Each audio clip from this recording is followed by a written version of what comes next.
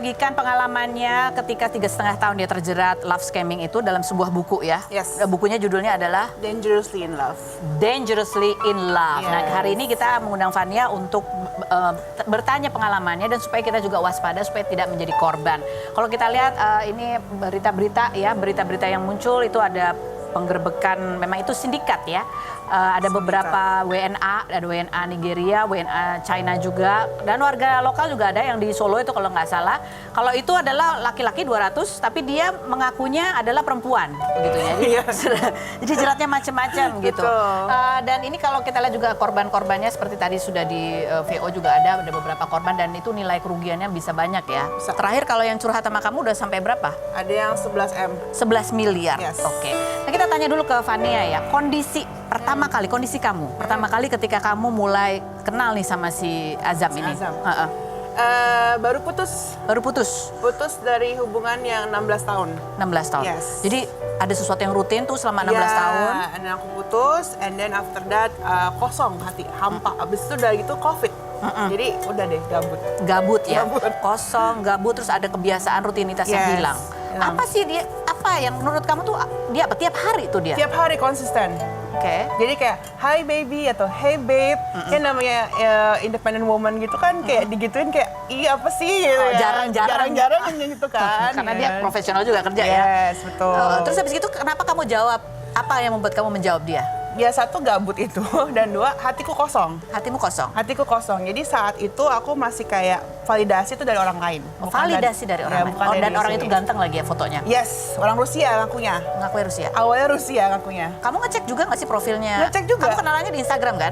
Ya Instagram. Dia nge-DM aku di Instagram. Kamu ngecek dia profilnya? Ngecek profilnya. Ada fotonya tuh? Ada fotonya.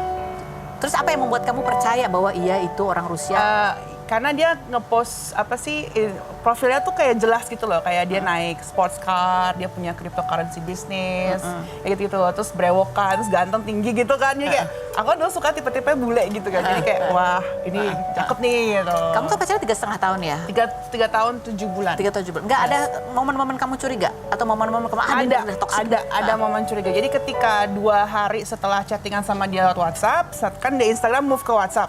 After that, aku kayak ngerasa kok ini kayaknya scam atau gimana gitu. Blokir gitu. Yaudah, aku blokir tuh. Sempat sampai blokir.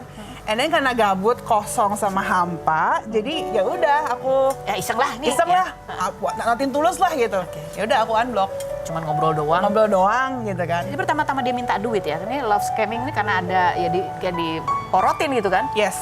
Pertama-tama minta duit itu minta apa sih dia?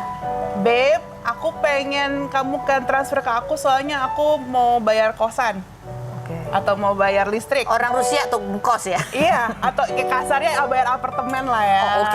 Atau bayar pulsa, atau bayar listrik kayak gitu lah yang Enggak, terus gitu. Apa yang membuat kata-kata dia yang membuat kamu mau ngasih gitu? Babe, nanti aku ganti. Ada janji itu ya? Yes. Nanti aku ganti. Nanti aku ganti. Terus kenapa waktu itu apa ya, kalau kamu menganalisa kenapa kamu nggak nolak? Selain bahwa nanti aku ganti. Karena aku kan dulu tuh orangnya kayak people pleaser gitu ya. Jadi kayak punya tendensi kayak I'm a nice person. Jadi kayak pengen validasi. Takut nolak. Jadi ada rasa hampa, ada rasa pengen validasi dari orang lain. Dan kayak kalau nolak tuh nggak enak people pleaser. So hati-hati ya people pleaser ya. People pleaser mendingan jangan coba-coba ya. Jangan coba-coba dating apps. Terus nah ini kan selama 3 tahun 7 bulan kan cuman chatan aja. Nggak pernah video call ya? Nggak pernah video call. Baru setelah tahun berapa? Tahun keberapa tuh? Video call itu setelah 2 tahun 5 bulan. 2 tahun 5 bulan? Itu juga aku yang maksa. Oke, terus kan ternyata orangnya tadi beda sama yang di foto kan? Iya. Bule Rusia, tiba-tiba orang Nigeria. Nigeria, yes. Sebenarnya dari awal aku udah curiga. Dari dia telepon, dari cara dia telepon, dari cara dia aku kamu bisa nggak ngomong bahasa Rusia? Terus dia kayak coba ngomong tapi kayak nggak jelas gitu. Tapi terus aksen logatnya juga orang Nigeria. Terus ketika tahu, oh ternyata Nigeria nih, kamu nggak tiba-tiba udahlah gitu? Karena at that point aku sudah kayak udah ada bucinnya, udah ada kayak perasaannya. Udah ada kayak ya udahlah aku terima kamu apa adanya aja. Bisa sampai ada perasaan ya? Yes. Padahal cuma ngobrol, chatting. Cuma ngobrol, chatting, kan konsisten tiap hari ya. Dia kayak hey kamu udah makan belum, atau hey babe, atau hey honey gitu, kayak what's up with you, atau jadi kayak dia ada special khas di mana dia emotional manipulation itu. Jadi dia tanya, kamu gimana? Ya. Jadi curhat di situ ya? Curhat, kayak kamu tanya gimana, keadaan kamu gimana, terus gimana kerjaan kamu. Jadi kan kita ada safe space, we feel that we have safe space untuk kita curhat sama si cowok ini. Kayaknya bisa dipercaya Bisa nih dipercaya. orang ya. Jadi ada tumpahan curhat itu kan, Iya. curahan hati, jadi ada kedekatan emosional. Yes, Dia sendiri pernah bonding. curhat nggak? Dia sendiri juga curhat, banyak curhatnya. Kayak, babe, aku lagi di penjara misalkan gitu. Sampai kayak gitu, babe, aku lagi di penjara. Terus kamu nggak ilfil? Enggak ya, malah kan karena aku udah bonding sama dia, itu makanya jadi kayak apa ya, deket gitu loh. Oke. Dan aku juga mau warning buat teman-teman yang main dating apps ya. Satu, jangan share foto kalian asli. Dating apps? Dating apps, jangan share foto kalian asli. Terus? Yang kedua, ketika si cowoknya ini ngomong I love you, jangan dibales. Kenapa? Itu ngebonding. Emotional bondingnya terbentuk dari kata I love you itu. Bisa ya? Bisa. Oke. Karena words itu kan powerful ya, Iya, kayak iya. energi kan kayak exchange energy. Jadi dari cuman kata, babe aku sayang sama kamu gitu. Atau babe oh I need gitu kan. I know, gitu ya jawabannya salah ya. Jawabnya kayak, masa sih atau gitu. kayak gitu-gitu. Supaya nggak Supaya masuk. nggak masuk ke hati. Karena kalau udah masuk ke hati, udah susah tuh move on-nya. Oke. Ini seperti apa sih ya cara dia ngomong ya? Ini ada video, ini cuplikan video call-nya. Ya, kita Iya. lihat yang berikut. Jadi itu ada permintaan foto-foto yang personal. Dia blackmail.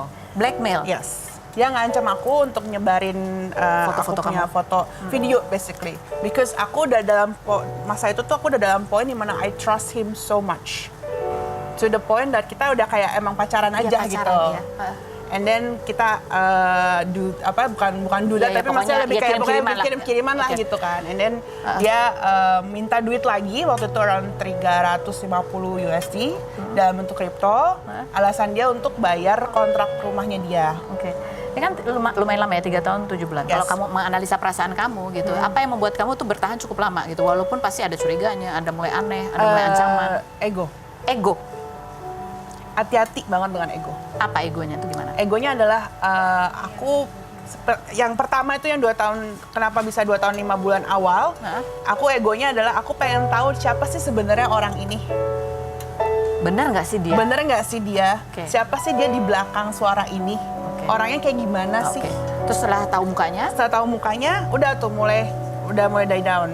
Tapi Oke. egonya adalah gimana dia selalu menjanjikan uang aku balik.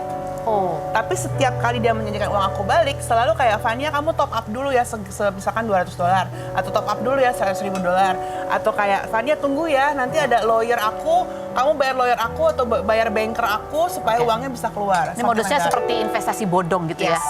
Kita invest, nanti untungnya nanti ada Yes. lah gitu. Tapi untuk ini keluar kamu bayar dulu bayar gitu. dulu, top up lagi, dan itu banyak modus juga, scam, love scam, romance scamming. scam, yang menggunakan modus seperti itu.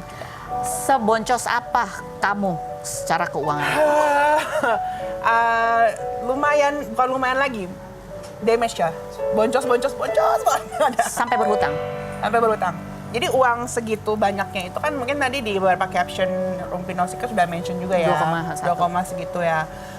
Nah itu tuh bukan uang aku murni tapi dari kayak pinjem. Misalkan aku dulu tuh pernah punya KTA sampai 3 biji. KTA, kredit KTA. tanpa agunan. Yes.